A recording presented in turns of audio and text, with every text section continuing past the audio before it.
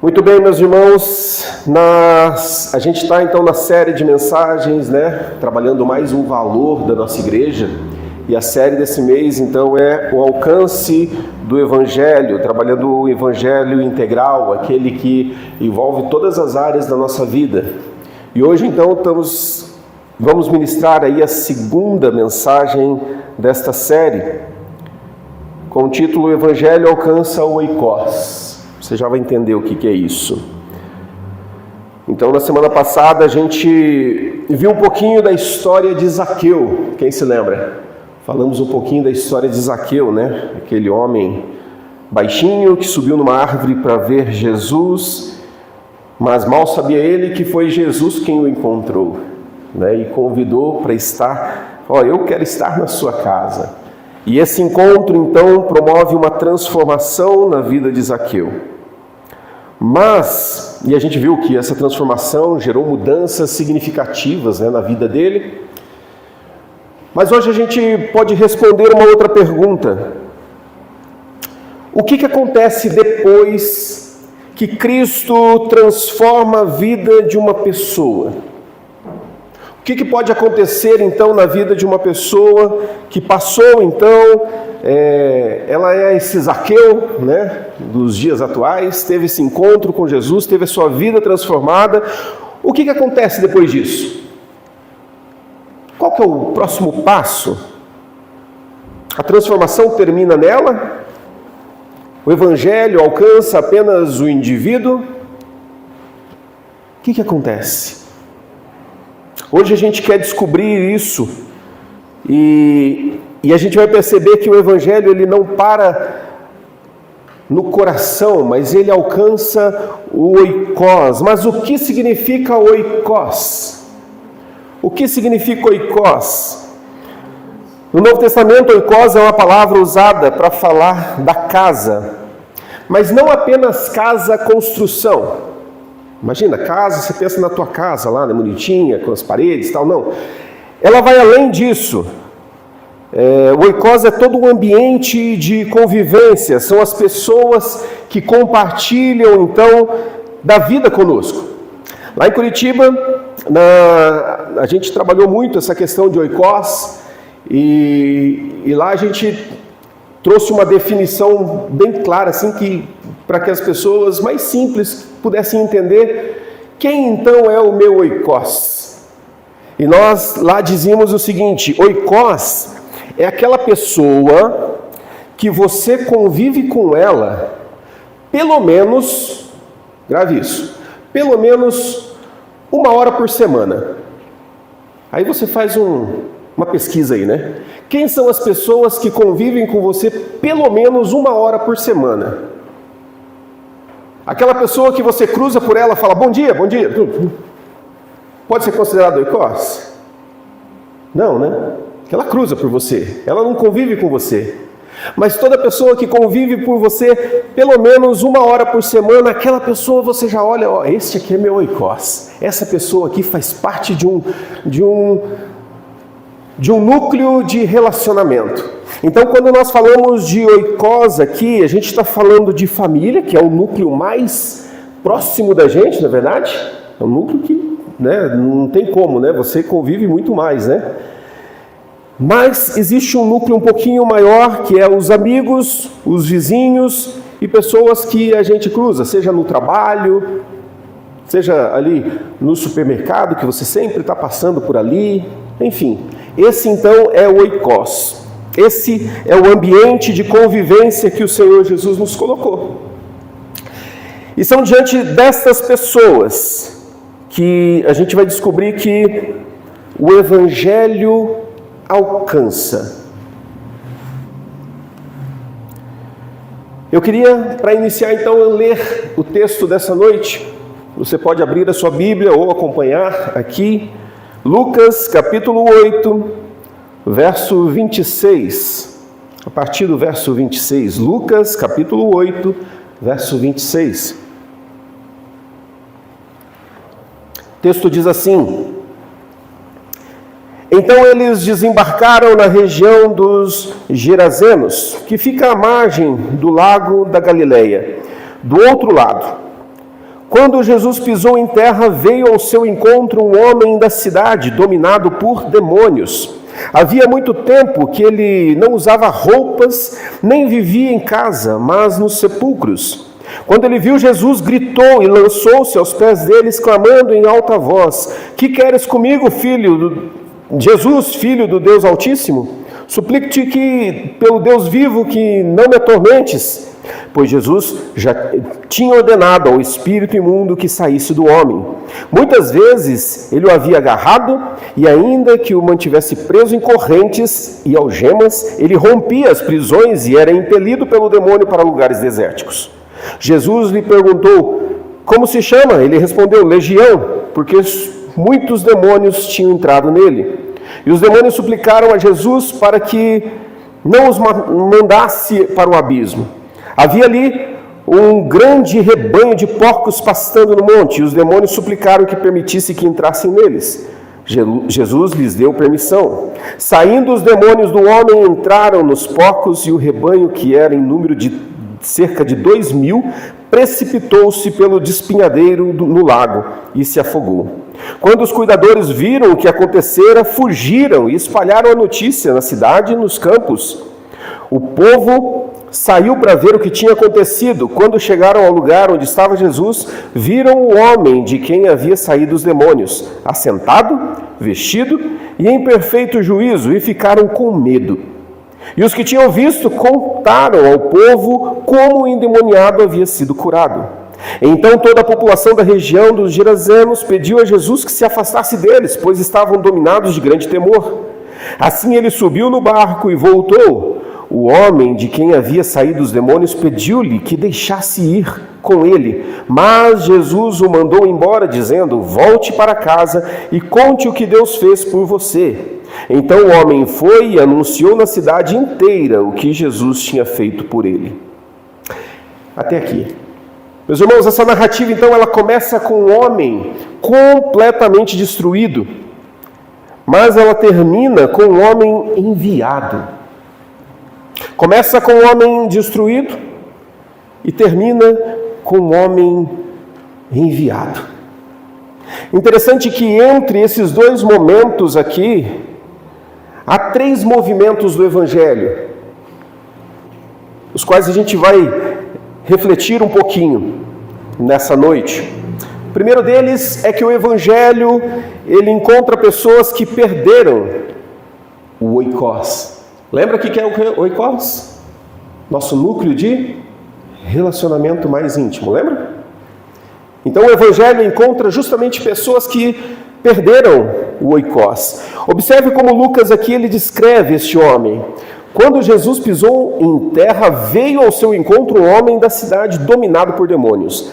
Havia muito tempo que ele não usava roupas, nem vivia em casa, mas nos sepulcros. Nem vivia em casa. Lucas ele poderia simplesmente dizer que ele estava possesso, né?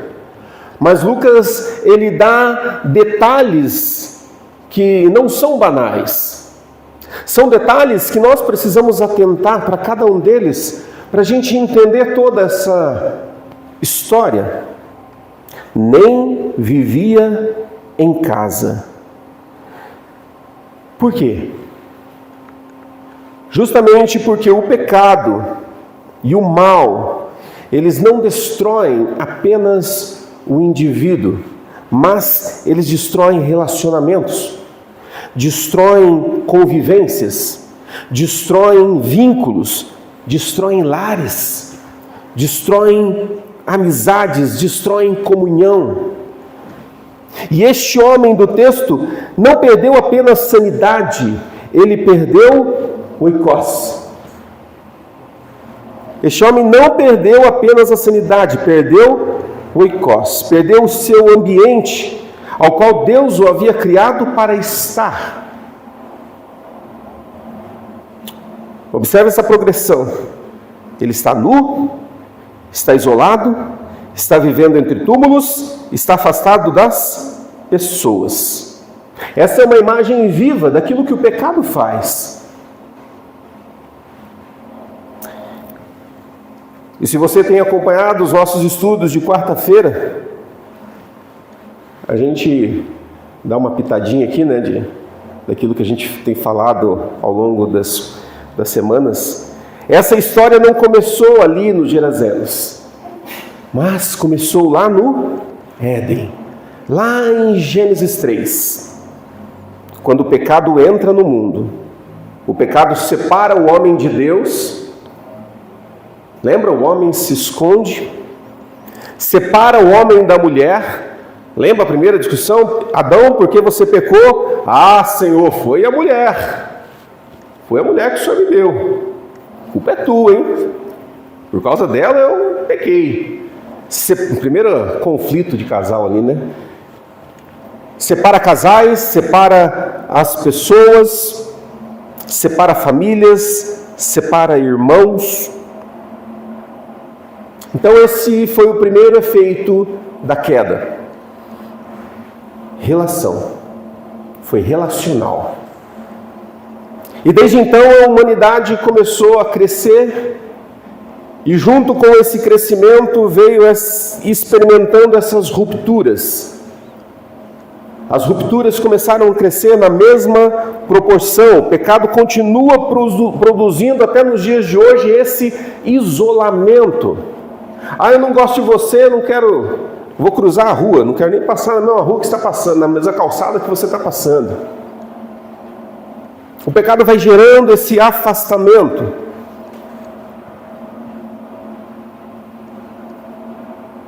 Então você percebe que o problema, ele não é simplesmente relacional, mas ele é espiritual.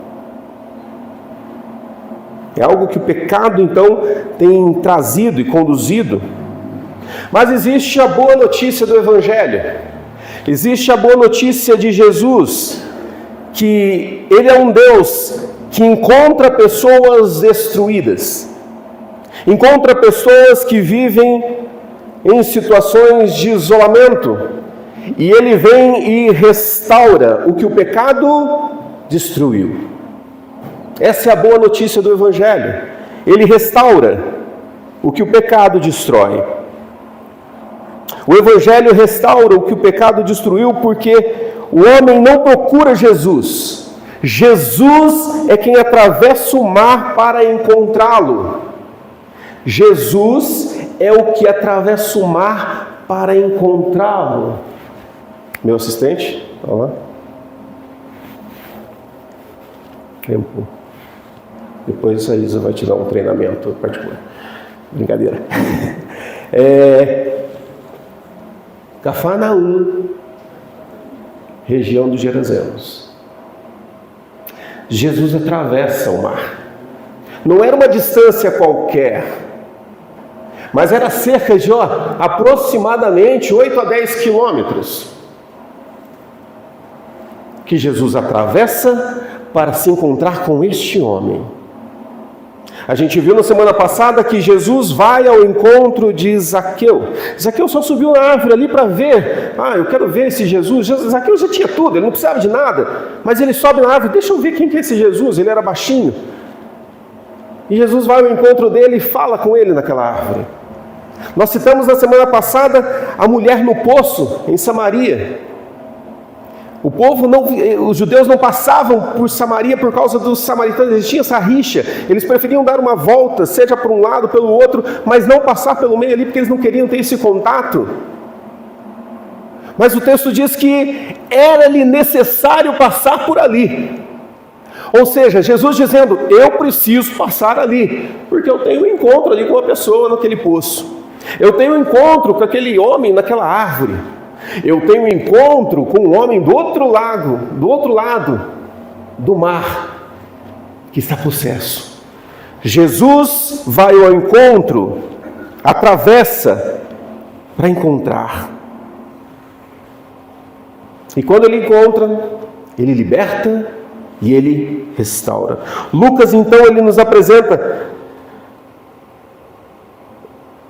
no verso 35, essa imagem. O povo saiu para ver o que tinha acontecido. Olha, preste muita atenção nesse verso.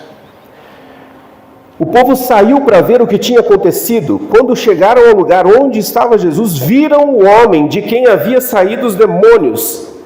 Ele estava assentado, ele estava vestido e em perfeito juízo. E eles ficaram com medo. A Escritura diz que eles ficaram com medo daquela cena. Mas você percebeu esses 3 sinais? 3 sinais da restauração que o Evangelho proporciona: assentado, vestido e em perfeito juízo. Antes ele era incontrolável, agora ele está aos pés de Jesus. Antes ele vivia em vergonha, sem roupas, agora a sua dignidade foi restaurada. Antes a sua mente estava um caos, agora em perfeito juízo. A Bíblia não fala como é que ele arrumou roupa nova. Como é que surgiu? O que aconteceu? Será que deu um clarão assim? Bum, apareceu uma fumaça dele? A Bíblia não fala. Mas diz que este homem que antes vivia numa situação deplorável, após esse encontro com Jesus, após esse encontro que Jesus promove, porque Jesus foi ao encontro dele, esse homem tem a sua dignidade restaurada.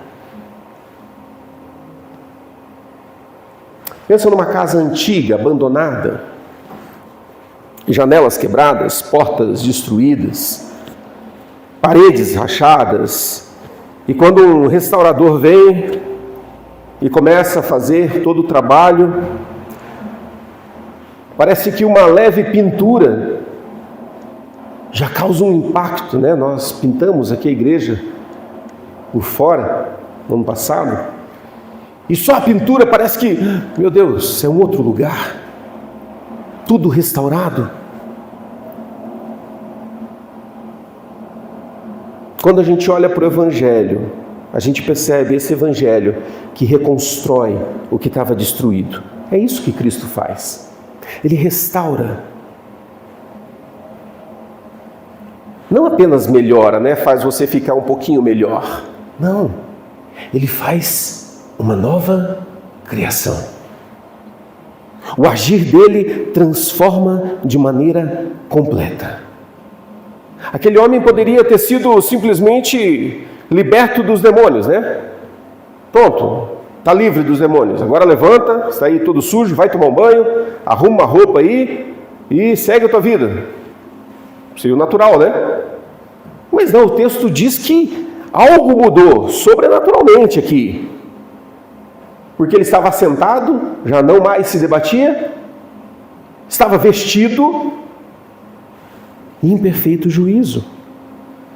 Em 2 Coríntios 5,17, texto bem conhecido, diz que, portanto, se alguém está em Cristo, é nova criação. As coisas antigas já passaram, eis que surgiram coisas novas.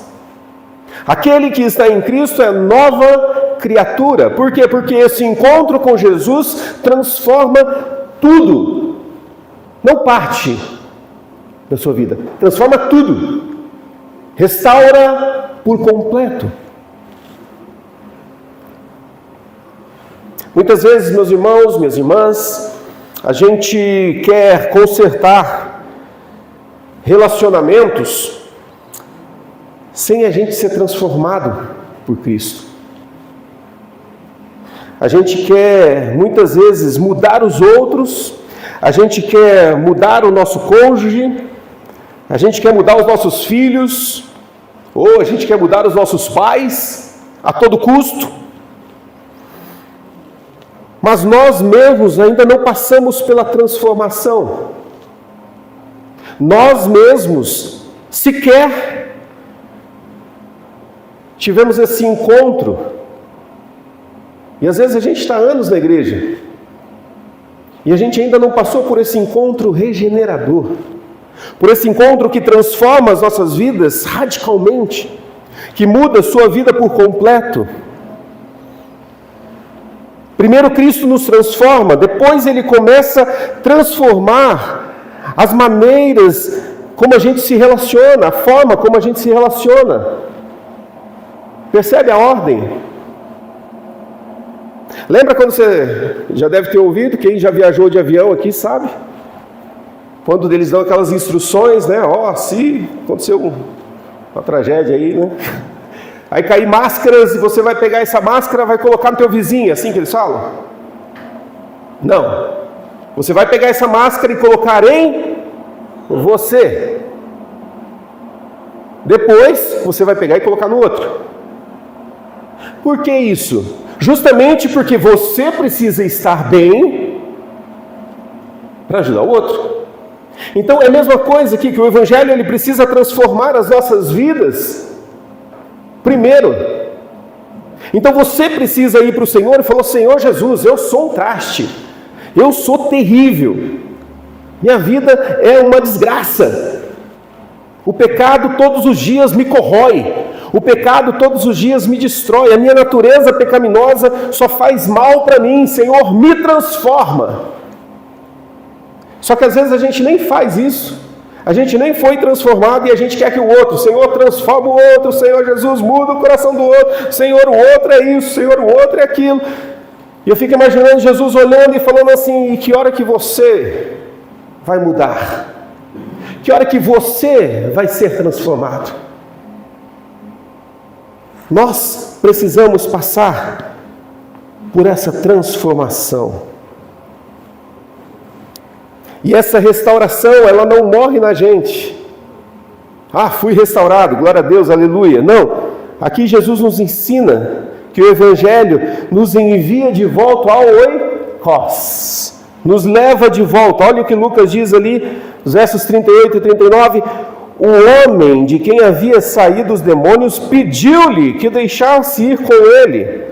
Mas Jesus o mandou embora, dizendo: volte para casa e conte o que Deus fez por você. Então o homem foi e anunciou na cidade inteira o que Jesus tinha feito por ele. Que resposta surpreendente essa do Senhor Jesus, não é verdade? Que coisa interessante. Um pouco antes lá, Jesus chama os discípulos: vem, segue, toma a sua cruz, né? Arrependa-se e negue-se a si mesmo e me siga. Chama todos os discípulos, convoca, monta o seu time, monta o seu staff ali. Só que agora aparece um cidadão que teve esse encontro com Jesus, foi transformado e ele pede: Jesus, deixa eu ir com você, deixa eu te acompanhar. E ele fala: não vai não, volta para tua casa e conta o que o Senhor fez na tua vida. Ele quer permanecer com Jesus, mas Jesus o envia. Meu irmão, minha irmã, o primeiro campo missionário daquele homem era entre os seus.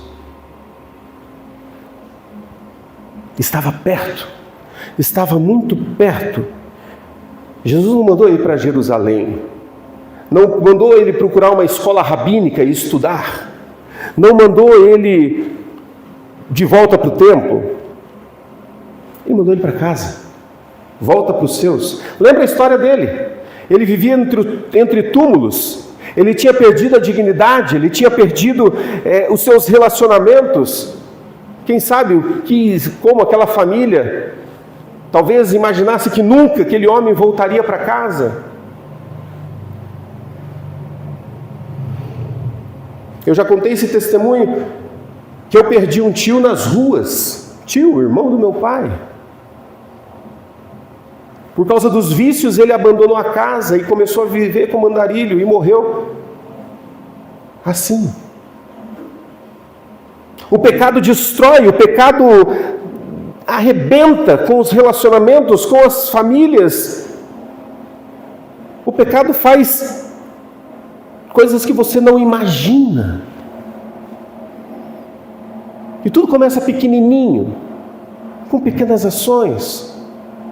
Quem sabe uma falta de perdão, quem sabe um orgulho que eu não abro mão, pequenas coisinhas que vão crescendo e vão se tornando gigantes e vão destruindo as famílias, começam destruindo a própria pessoa, destrói os seus relacionamentos, destrói toda a sua convivência, sua família e tudo que está em volta. Jesus manda ele para o seu oikos, para aquelas pessoas que conhecem a sua história, não é verdade? Os membros da tua casa, da tua família conhecem você melhor do que ninguém, não é verdade? Não tem como esconder, né? Viver de máscaras dentro de casa. A gente é transparente, a gente não tem como. As pessoas te conhecem e Jesus manda ele de volta. Quem sabe qual foi a surpresa dessa família dele ao notar que ele volta totalmente transformado? A Bíblia não conta, mas a gente começa a imaginar, puxa vida, talvez toda a sua família tenha sido impactada por essa mudança radical que aconteceu na vida dele. Porque ele volta, obedece, e ele conta, testemunha daquilo que o Senhor Jesus fez na vida dele. Às vezes, quando a gente fala de evangelismo, de falar do amor de Deus para as pessoas, compartilhar Jesus para as pessoas, as pessoas às vezes fazem meu Deus, é um gigante enorme, eu nunca vou ser capaz de fazer isso. Meu irmão, é testemunhar daquilo que Jesus fez na tua vida. Só isso. Apenas isso. Testemunhar da transformação diária que o Senhor Jesus tem promovido na tua vida. Foi o que esse homem fez. Foi o que esse homem fez, voltando ali no texto.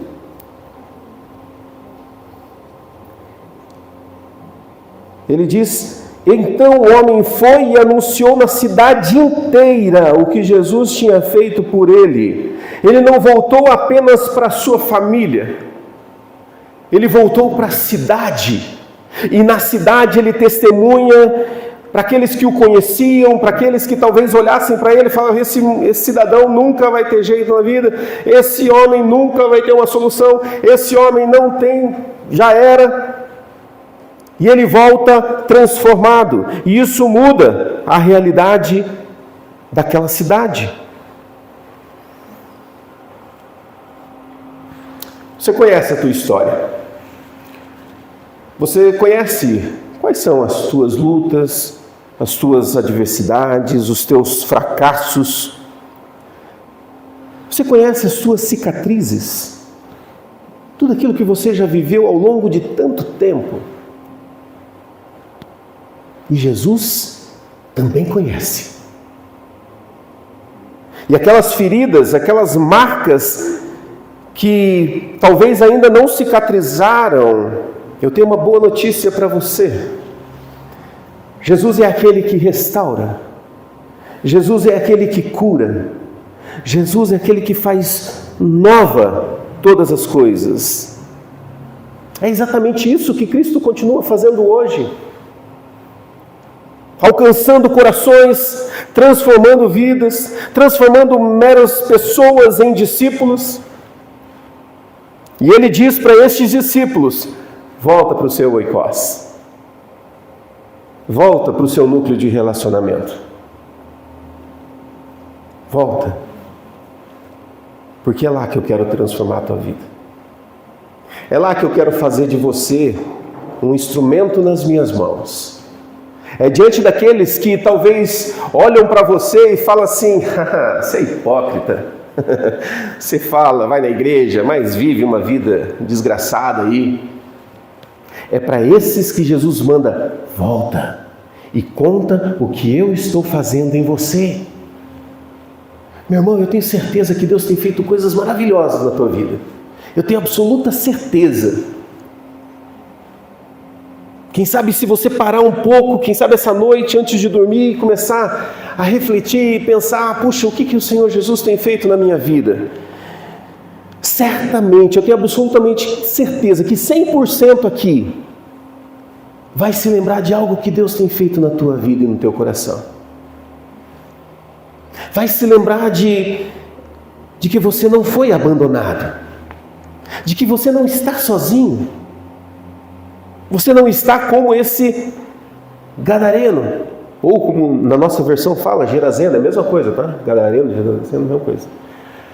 Não está como este homem aqui, uma vida totalmente horrível, né? Talvez você não, talvez não, né? Com certeza, né? Pelo menos eu conheço todos vocês aqui. Você não está nessa situação dele. Mas se o Senhor Jesus foi ao encontro dele, a gente viu na ilustração que Jesus cruzando o mar para se encontrar com aquele homem. Jesus não estava pensando apenas naquele homem,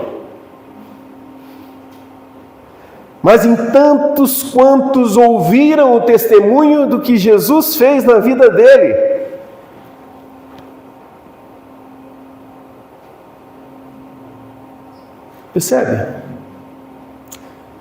Percebe o que pode acontecer quando nós temos a nossa vida restaurada?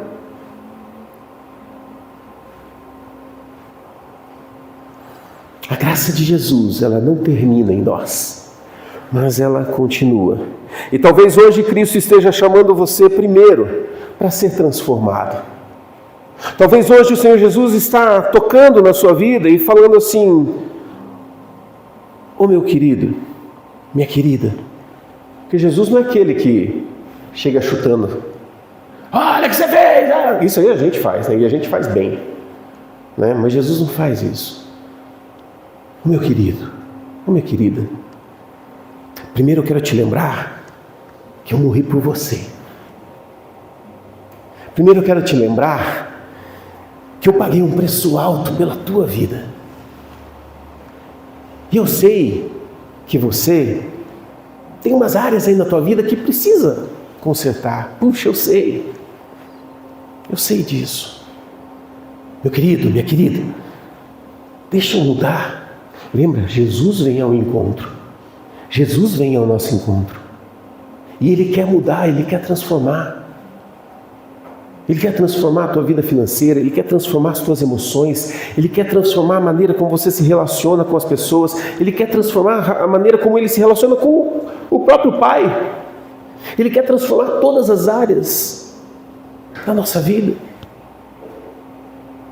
E Ele chega para nós e talvez hoje Ele esteja falando ao teu coração: ó, deixa eu entrar nessa areazinha aí que falta.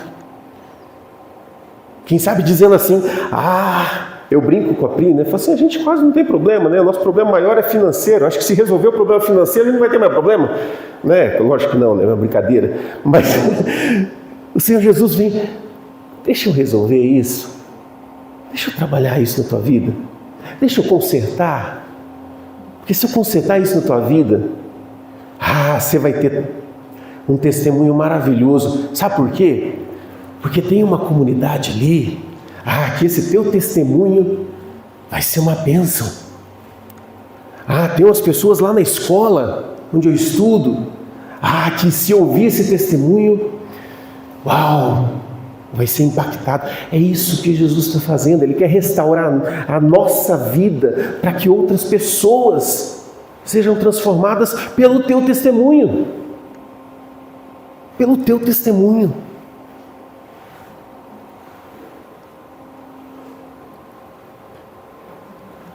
Talvez Jesus esteja te chamando nessa noite para começar a falar, para começar a testemunhar. Que às vezes as pessoas, elas são tímidas, elas têm medo. Eu morria de medo, eu era adolescente, eu tinha pavor. Se alguém falasse assim, ele é crente, eu falei, fica quieto, não fala que eu sou crente, não. Eu morria de vergonha. Mas é porque eu não entendia o que o meu testemunho podia gerar na vida das pessoas. Eu não entendia que impacto isso ia causar. Eu tinha vergonha, porque eu era diferente de todo mundo. Outro dia eu estava num treinamento que a gente estava fazendo, e daí foi aberto para o pessoal contar os seus testemunhos, né, de vida e tal. E daí teve 2 testemunhos lá. Sabe aquele testemunho assim que... Meu Deus, você fala, Salmo 40 fez sentido, agora eu entendi. Aí daí você olha para a tua vida, cresci num lar cristão, meu pai e minha mãe são crentes, meus avós eram crentes, meus bisavós são crentes, eu nunca usei droga, eu nunca fiz nada de errado, de pecadão, eu tenho uma vida praticamente perfeita perto desses irmãos. Eu falei, meu Deus, que testemunho é o meu! E eu ficava olhando aqueles e eu falei, Jesus amado, eu sou, perto deles eu sou santo, porque eu não passei por tudo aquilo que eles passaram e tem esse testemunho, uau! Sabe aquele testemunho que você fala, uau! Mas a gente precisa olhar essas pequenas transformações que Deus quer fazer em nós todos os dias. E acredite, vai ter público para ouvir esse teu testemunho. Vai ter pessoas que vão precisar ouvir o teu testemunho, que talvez elas também cresceram num lar cristão, também viveram num ambiente, vamos usar o termo saudável, funcional, né? A gente fala de famílias que são disfuncionais, né? Cresceram num lar funcional, bonitinho, certinho, nas regras, mas que a pessoa está vivendo numa escuridão tremenda. E o teu testemunho vai impactar essa vida. Percebe que o Senhor Jesus tem para onde levar você? Ele tem aonde conduzir a tua vida? Então não menospreze as tuas experiências. Não menospreze aquilo que você vivenciou, por mais simples que seja. Isto servirá de testemunho para muitas pessoas. Volte para casa e conte o que Deus fez na tua vida. Que nessa semana você possa, de fato, entender esse encontro que Jesus teve com este homem e que transformou e impactou uma cidade. Que o teu encontro com Jesus, o teu encontro diário com Jesus, possa gerar essa transformação em você e isso gere o seu testemunho para compartilhar com as pessoas. Porque quando o Evangelho de Jesus alcança o nosso coração, inevitavelmente, meu irmão e minha irmã, ele começa a alcançar as pessoas. Acredite, ele começa a impactar a vida de pessoas. Começa a mudar. Na sexta-feira, eu acho que eu inverti todas as datas aqui, né? O nosso encontro aqui foi no sábado. Obrigado. Na sexta, eu tinha falado antes que o nosso encontro foi sexta, não foi? Então, enfim, você vai ficando velho, você vai se atrapalhando com data, com nome, com tudo, né? O pastor Isaac sabe disso. Mas na sexta-feira a gente teve a oportunidade de ir ali na Igreja Batista Avivamento para prestigiar o coral Atoto. Para quem não conhece, a gente já conhecia eles de Curitiba, eles já tinham ido várias vezes em Curitiba, a gente já tinha visto ele lá. E nós tivemos a oportunidade de ir aqui na IBA ver. O Atoto é uma igreja em Uganda, e o trabalho básico dessa igreja é resgatar crianças abandonadas. Crianças que foram deixadas por N motivos pelos pais, e eles resgatam essas crianças, eles trabalham a vida dessas crianças até que essa criança chegue à formação. Eles trabalham com ele desde o bebê até essa criança chegar à sua formação universitária. E eles têm esse coral, né, eles dançam, cantam, é lindo de ver. E todas essas crianças do coral são crianças que foram abandonadas. E nessa apresentação delas, algumas delas contam o testemunho. Né? Eu desidratei, tanto chorar, né? Já conheço a história deles, mas cada história assim impacta, né? De uma menina que chamou o outro menino que estava lá e falou: esse aqui é meu irmão gêmeo, e nós dois fomos deixados numa clínica médica e nunca mais vimos os nossos pais. E eles contam da alegria de terem sido abraçados, de terem sido cuidados, de terem sido amparados, e hoje eles cantam com um sorriso no rosto, porque eles sabem que isso é um testemunho para muitas pessoas, e eles rodam o mundo com as suas apresentações, testemunhando daquilo que Jesus fez. Uma outra moça já adulta, jovem, né, já adulta, ela contou o testemunho que ela também tinha sido abandonada, e ela foi resgatada então pelo Atoto, foi trabalhado na vida dela, e ela terminou a faculdade de jornalismo, e agora está fazendo design de interiores. E ela canta no Atoto. É maravilhoso ver o que o Evangelho de Jesus faz. E é maravilhoso saber que o Senhor Jesus quer usar a minha vida e a sua vida para alcançar essas pessoas. Acredite, Ele quer usar a tua vida. Mesmo que você olhe para você mesmo e fale assim, puxa, quem sou eu na fila do pão? Quem sou eu? Quem sou eu nesse mundão de meu Deus? Você é aquele que o Senhor Jesus um dia te alcançou, para que você testemunhe e fale das transformações que Ele está fazendo na tua vida. Ah, mas eu tenho tanta coisa para ser transformado, para ser mudado. Ok! Deixa o Senhor Jesus transformar a tua vida, e à medida que Ele transforma a tua vida, você continua testemunhando e falando daquilo que o Jesus fez na tua vida e faz na tua vida. Faz isso. E perceba o que o Evangelho de Jesus vai fazer em você e através de você. Eu queria te convidar a ficar em pé. E eu queria que você orasse agora. Vai soltar uma música agora, e enquanto toca essa música, eu queria que você orasse ao Senhor. E você, quem sabe, se o Senhor Jesus trouxe ao seu coração situações que você precisa consertar.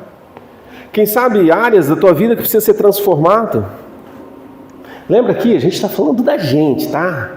Fica pensando do irmãozinho que não veio hoje, assim, ah, Senhor, o Senhor precisa transformar a vida daquele fulaninho que não veio. Não, esquece. É você, é você. Transformação é em você, em mim. Então que essa oração você possa falar, Senhor Jesus, transforma essa área que o Senhor está falando para mim, que eu preciso crescer, que eu preciso amadurecer. Feche teus olhos e ore ao Senhor nesse momento.